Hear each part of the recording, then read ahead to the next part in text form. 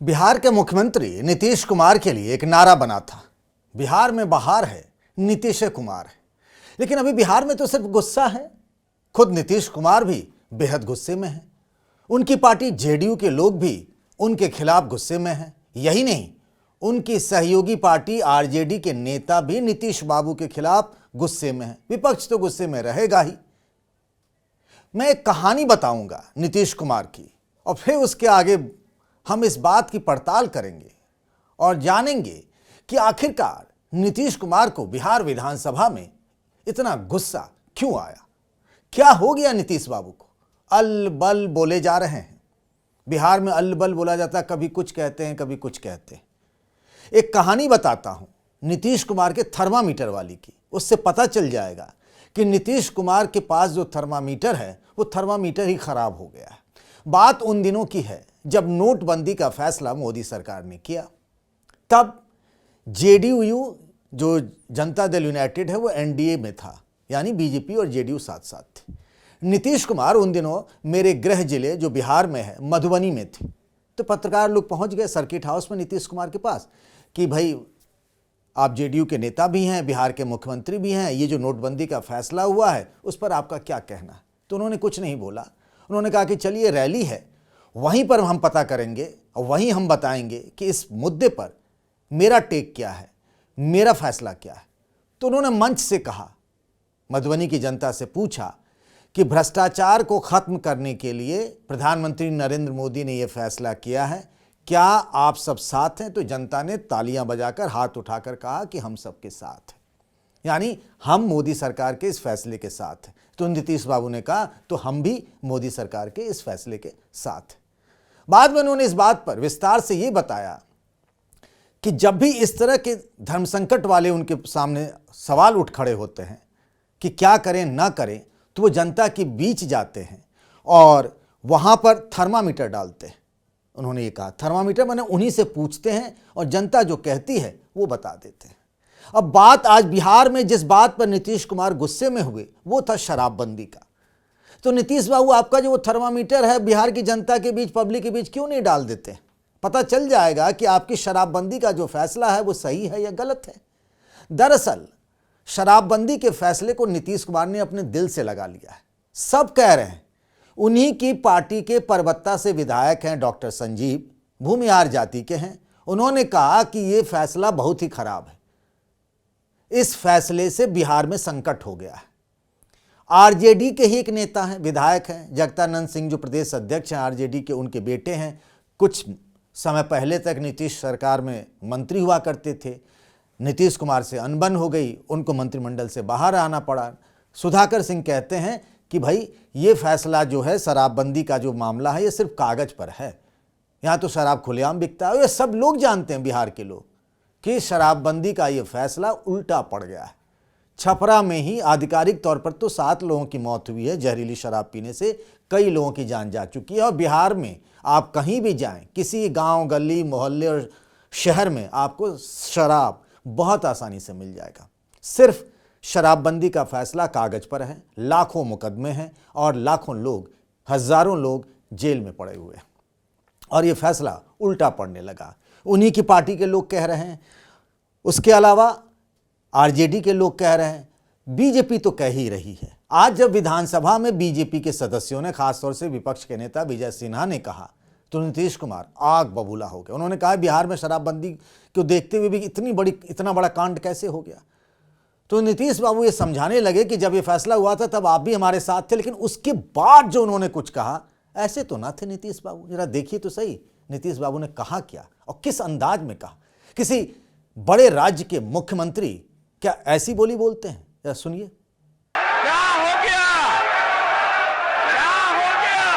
अरे तुम बोल रहे हो क्या? रीडी शराब पीने वाला। जब मैंने बिहार विधानसभा का यह वीडियो देखा तो मुझे 2 साल पहले का भी एक वीडियो याद आ गया। बिल्कुल इसी तरीके से था, लेकिन तब सब कुछ अलग अलग था।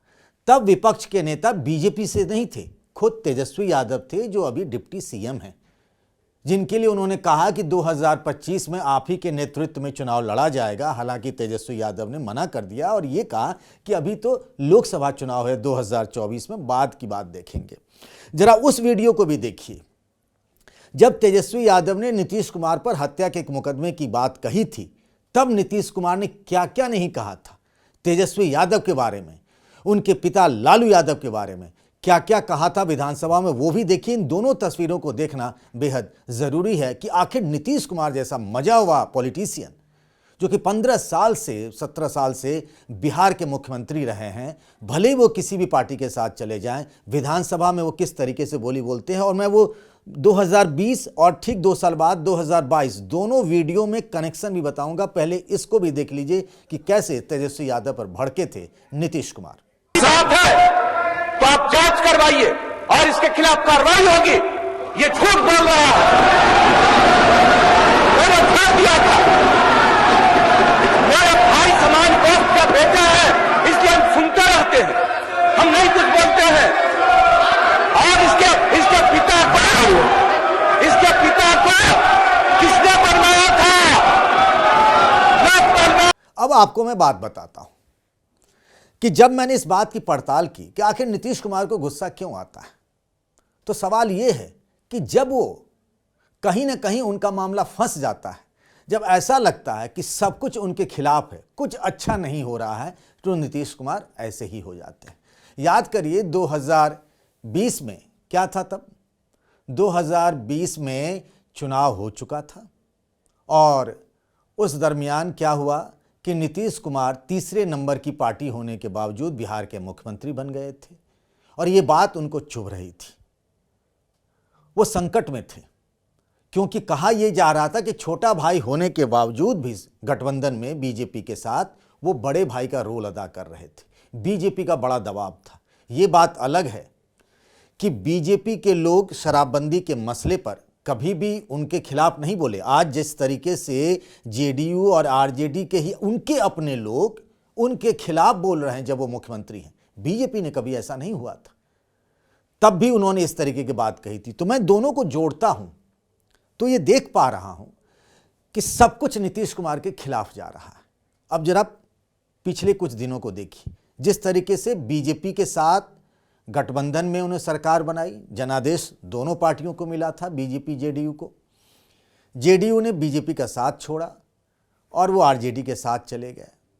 उसके बाद हाल में जो 3 विधानसभा उपचुनाव हुए, उसके नतीजों से नीतीश कुमार अंदर ही अंदर बहुत परेशान है। उन्हें कुछ समझ ही नहीं आ रहा है। वो जो भी चाल चलते हैं वो उनके खिलाफ हो जाता है। पता नहीं उन्हें लग रहा है कि ऐसा हो कैसे रहा है। नीतीश कुमार इतने बड़े संकट में कभी नहीं रहे। अब देखिए कि जो अनंत कुमार वाली सीट थी जहां से उनकी पत्नी चुनाव जीती हैं, वहां बहुत कम वोटों के अंतर से जीत हुई है आरजेडी की। फिर गोपालगंज में क्या हुआ, वहां भी आरजेडी चुनाव लड़ रही थी, वहां जेडीयू का उम्मीदवार चुनाव जीत गया। हाल में मुजफ्फरपुर के कुढ़नी विधानसभा सीट पर, वो सीट आरजेडी की अपनी सिटिंग सीट थी, जेडीयू ने मांग कर वो सीट ली और पिछली बार वहां आरजेडी का उम्मीदवार जीता था।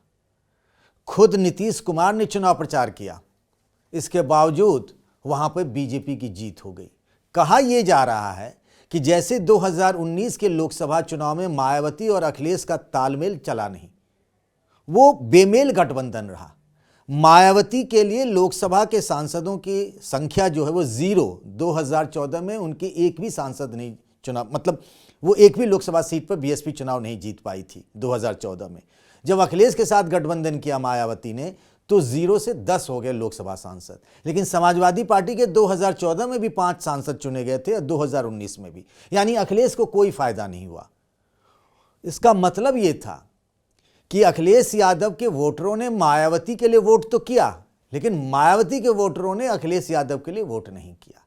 यही बिहार में हो रहा है कि जेडीयू के लोग आरजेडी को वोट तो कर पा रहे हैं, पर क्या आरजेडी के लोग जेडीयू को वोट कर पा रहे हैं?